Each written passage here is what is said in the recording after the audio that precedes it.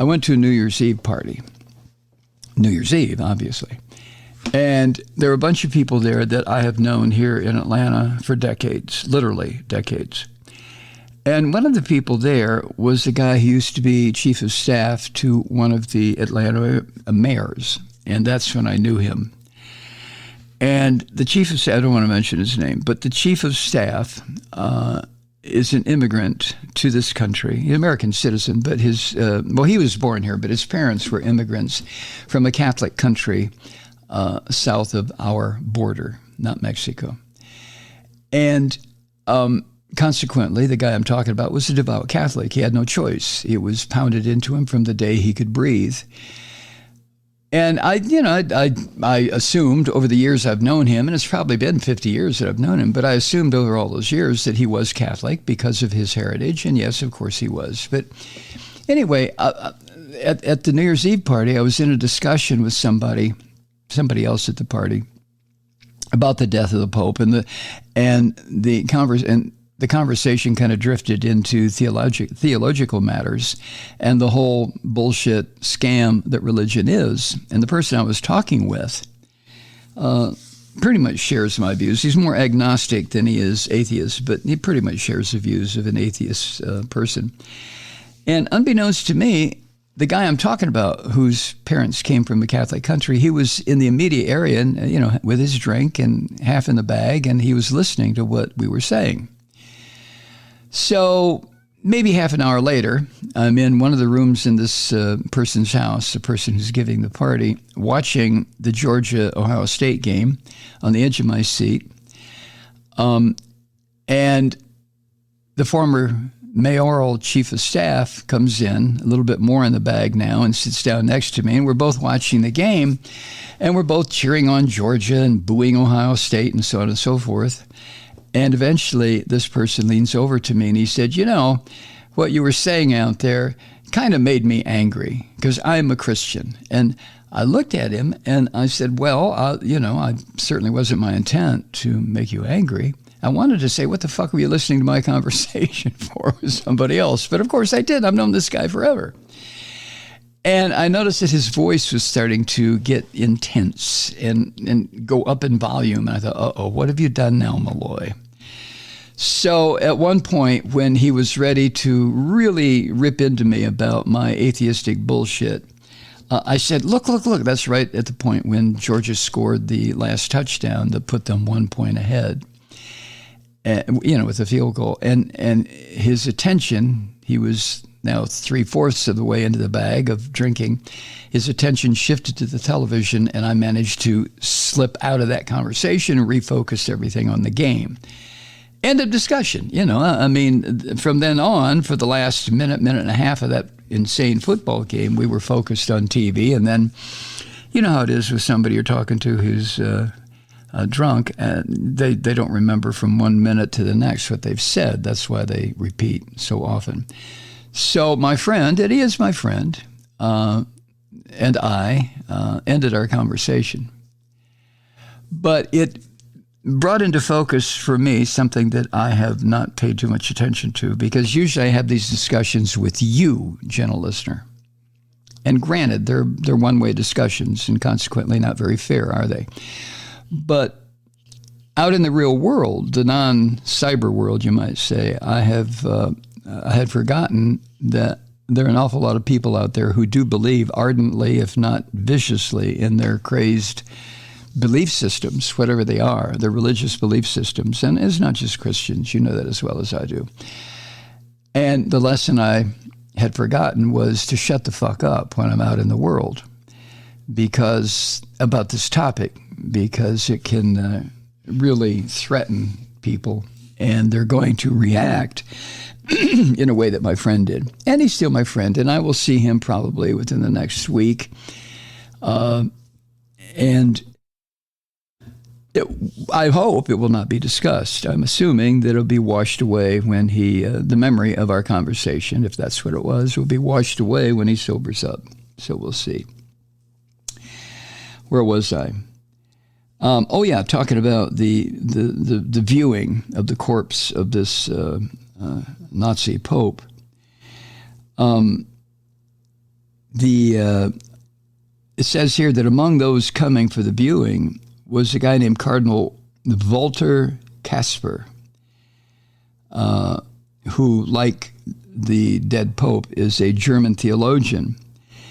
And Cardinal Casper, served as head of the Vatican's Christian Unity Office during Benedict's papacy. I don't know what I've never heard of that one, but anyway. And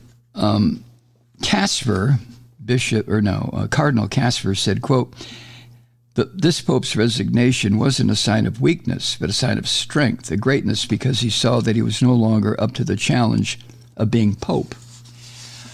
Okay. I mean, who am I to say otherwise? All right. But this guy Casper was among the cardinals who elected Benedict to the papacy in 2005. And Cardinal, is that the proper term? Yeah, Cardinal Casper added that the resignation of the Nazi Pope, he didn't say Nazi Pope, I did, gave, quote, "a more human vision to the papacy, that the Pope is a man and is dependent on his physical and mental strengths," end quote. Was that ever in doubt? I don't know. I guess some Catholics see the Pope as a direct line of communication, and I think that's what the papacy is all about. Direct line of communication to God in heaven, which to me, I seem to remember something from my Sunday school years that the rabbi from Nazareth, Jesus of Nazareth, instructed his followers to call nobody Father other than him, or something like that. So all these people that call the priest Father, I've always thought, ever since I've been about 13, 14 years old, that was wrong, according to what I had learned as a young Protestant. Oh, well. The public viewing will last for 10 hours today. I guess it's over. 12 hours on Tuesday and Wednesday. And then Thursday will be the funeral, which will be led by Pope Francis.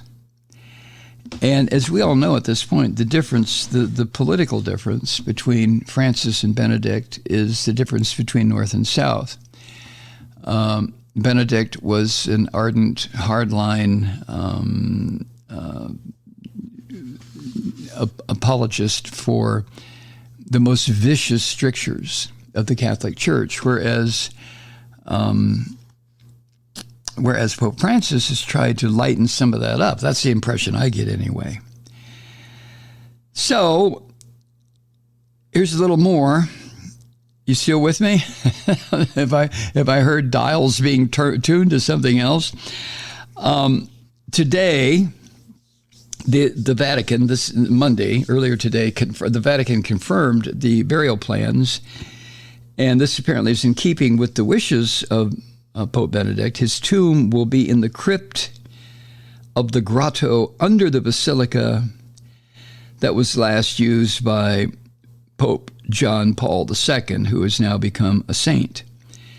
And that's John Paul II's body was there before it was removed upstairs into the main basilica right before his beatification in 2011. So I don't know how you become a saint, but I guess by vote again. I think it's by vote.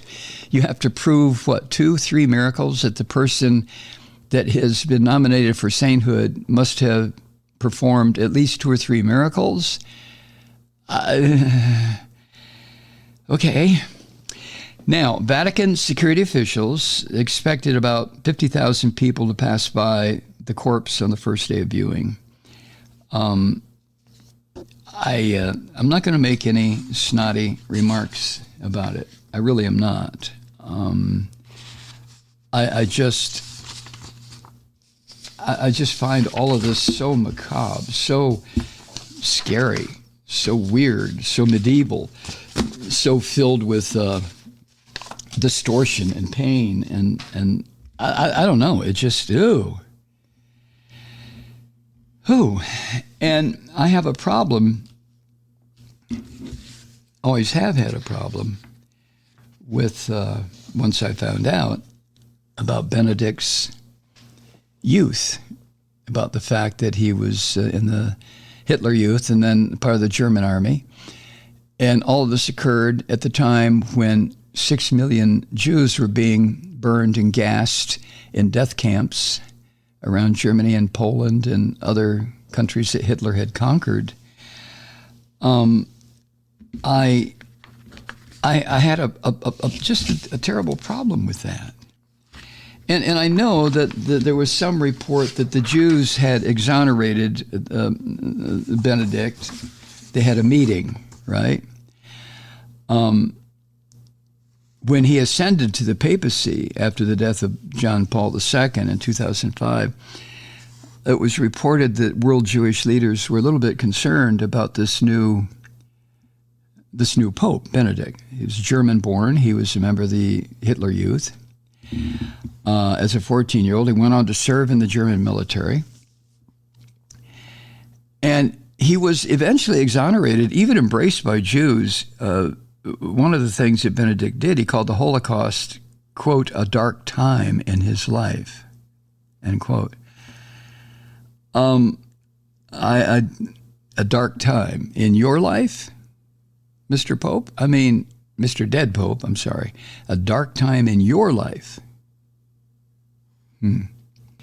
To which I would say, in my profound ignorance, and I claim it, my profound ignorance about these matters, except for what I have independently studied, I would say bullshit. I have no choice. Hi, Truth Seekers. Mike Malloy here. You know, the Progressive Voices Network brings you commercial-free commentary from today's leading progressive radio hosts and pundits, like me, Mike Malloy, 24 hours a day. I'm not your typical old guy from the 80s or the 90s talk radio host, and Progressive Voices is not your typical talk radio network. It's a listener-supported nonprofit with no corporate control whatsoever over our broadcast. So hosts like me, Mike Malloy, are free to rant and scream and carry on about whatever we like. We're often controversial, but we're never boring. Weeknights, 9 p.m. in the East, 6 p.m. in the West on the Progressive Voices Network. Always progressive, always on. I'm Mike Malloy. Keep it lit.